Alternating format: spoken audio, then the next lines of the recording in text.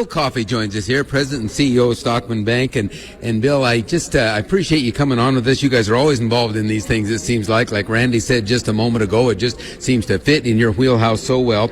But first of all, let's just talk a little bit about the state of the industry right now. A lot of banking is in the news lately. And what are your thoughts on that as you're trying to run a bank that serves all of Montana? I bet you're getting a lot of questions from people about, so what does some of this news have? And I asked Bill already, did he buy Credit Suisse? And he said, no, it wasn't you that bought Credit Suisse. That's certainly true. You know, as far as the state of the banking industry, like almost everything today, it's wonderful to be in the state of Montana. No kidding. Montana is just an amazing place, even without some of the messes that are going on in the world. As far as the banking industry goes, Montana banks, for the most part, are very different than the two big banks that recently failed, Signature and Silicon Valley.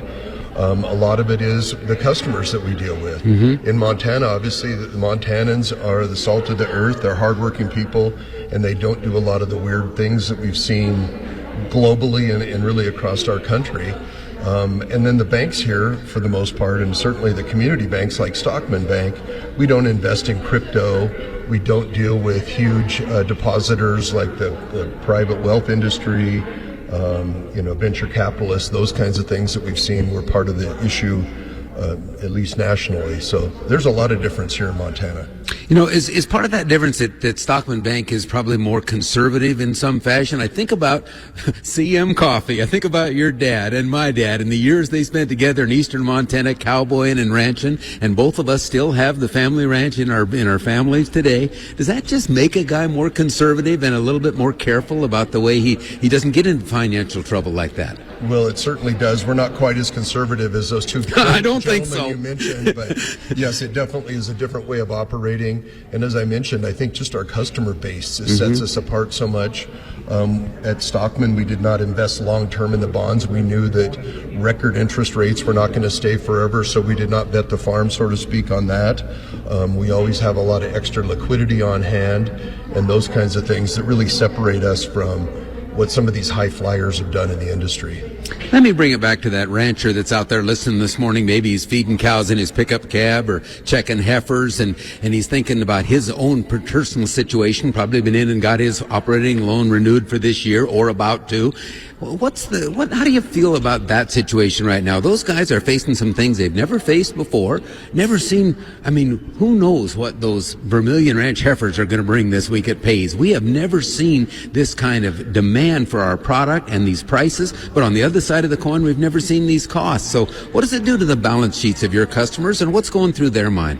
Well, first of all, we know those Vermilion cattle are going to go high. They always do. Yes, they do. Quality and wonderful cattle.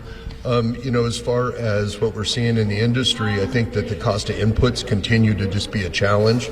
It seems like at every turn there's something different. There's another cost increase. There's shortages. There's all those kinds of things. The nice thing about being in agriculture and at Stockman Bank, we've been in business for 70 years in 2023. And so I think we've seen this before. It's a little different. It's always a little different, but we'll persevere and we'll get through that.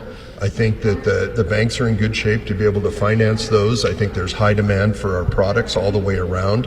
And there's also still high real estate prices that if somebody did need to sell off some land to make they've got some work, equity to work with. They've got that room in there to make it work. The cost of money is a two-edged sword. I've talked to several people that are just thrilled to see interest rates finally getting up there where they can get some money for their investments, whether it's debentures or CDs. On the other side of the coin, many of our customers borrow a lot of money. But interest rates probably have to work a little higher. What do you think on that? What's your perspective on that? It sure does. I think it does have to go higher, unfortunately. I don't think, many of us like to see it. I know everybody thinks that bankers want to see high interest rates. We don't. We like stable interest rates, and so we haven't seen that for a while. But we know that it is challenging certainly on the borrowers, but you're right. A lot of the depositors, retirees, those people are really enjoying what's happening right now. You have an interesting perspective that the last couple of years, or has it been 2 years that you've been on the Federal Reserve Board back in Minneapolis? You have an interesting, I bet it's interesting to sit with those guys and hear their thoughts when you talk like you just did there. Yes, sir. It's been 5.5 years. 5.5 years. Whoa. You can only do 2 3-year terms, and I'm at the end of my last 2-year or 3-year term. As far as when I take stuff back to Minneapolis, I was just back 2 weeks ago on Thursday, and I try to speak with the loudest voice I can for the state of Montana. It always seems like Montana is kind of the tip of the tail on the dog, and so try to do the best I can to really let them know what's going on here. I think everybody thinks they know what's going on in a place like Montana. And when you talk about Montana, there are so many different areas of it, whether you're in the Flathead or down in Miles City. I mean, those are two very different stories and different industries, whether you're in hospitality or agriculture. Obviously, your point of view is different on that. And so I try to give all of those points of view, and I try to cover the broadest range of the state of Montana that I can when I go back. Well, I think we all appreciate you doing that. I remember when Bill Underreiner served on that board and how he tried to bring that perspective. He'd call me and say, "What's going on in agriculture today? I'm going back to talk to the Federal Reserve." And Bill Coffey doesn't have to do that. He might have to call Bill Underreiner and say, "What's going on in the car business?" I don't know about that, but what's ahead for Stockman Bank, Bill? Before we let you go, what's going on? You've continued to see a lot of growth and expansion. What's ahead for Stockman Bank? Well, you know, as Montana continues to grow and prosper, I think Stockman Bank is going to continue to do that. We have no plans to go out of the state of Montana at this point. We think that our Montana and Montana-only focus is a real source of strength for us. It gives us a unique advantage that none of our big competitors have, because we're only focused on taking care of the people of the state of Montana. And so that's a tall enough order in and of itself. I'd hate to have to pick out a handful of states to try to focus on. And so we're going to continue to do what we've been doing. We're going to do it roughly the same way that we've done for the last 70 years. I think that part of that, the changes we're going to have, is we're going to continue to embrace technology where it makes sense. And those are going to be mostly in the service delivery channels. If 20 years ago you and I wouldn't be able to predict that you can do almost any banking on the phone now, and so we want to offer that. But if you want to go into one of our beautiful branches that are in your community, you know, we'd love to have people do that as well. So we're going to continue along the same lines that's got us here over the last 70 years. Last thing I want to ask you, I so enjoy watching your family come back into the business. It's been fun watching your son take a leadership role, and you've seen my kids get back involved in our business. And I wonder what your advice would be, not maybe to those kids that are in their 30s and they're coming back, and maybe to those 4-H kids that were standing here right where you are a few minutes ago. What would be your advice to young people today that are saying, "Well, what should I do? How do I make it? What do I need to do?" And what do you tell young people when you get a chance? Boy, that's probably one of the toughest questions you've ever asked me. You know, I think that obviously they have to follow their heart, but I think going out and watching their parents and watching their grandparents do what they love day in and day out, that they find out that there's probably a lot of similarities there and a lot of overlap of what you like and what I like, and probably better ways that they can improve on what we're doing.